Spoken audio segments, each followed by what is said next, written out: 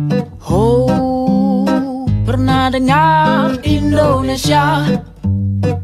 Lain lebih mudah daripada di Aceh. Karena di Aceh ada undang-undang dan ada MOU. Di dalam MOU dan UPA ada diatur batas provinsi Aceh.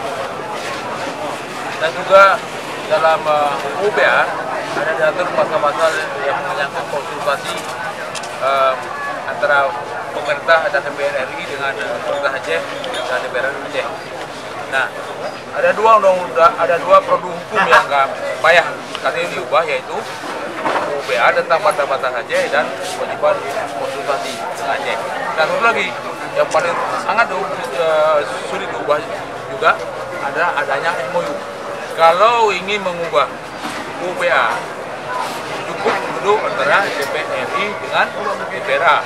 Tetapi kalau ingin mengubah MOU harus duduk antara perwakilan RI dan perwakilan GAM di depan CMI di Helsinki yang diawasi oleh Uni Eropa. Itu peraturan ini. Jadi mengingat itu adalah sangat sulit terjadinya pemekaran provinsi Aceh, kecuali pemekaran kabupaten. Tidak bisa itu. Pusat kalau berani mengeluarkan PP pemekaran maka akan dengan sendirinya kalah dengan undang-undang pemekaran Aceh. Karena PP itu statusnya di bawah undang.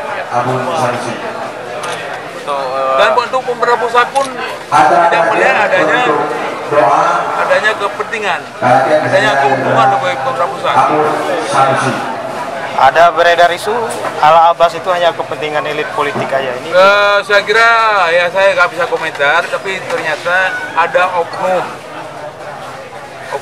pejuang ala Abbas yang dari tahun ke tahun selalu berusaha meyakinkan rakyatnya bahwa tahun ini akan sukses, tahun ini akan sukses, tahun depan tahun ini akan sukses lagi.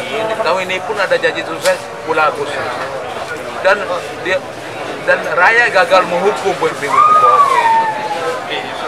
Pak Irwandi, isu yang berkembang sekarang, Pak Irwandi akan berdampingan dengan seorang wakil yang berasal dari Aceh. Isu banyak. Ada yang mengatakan saya berdampingan dengan wakil rakyat Indonesia.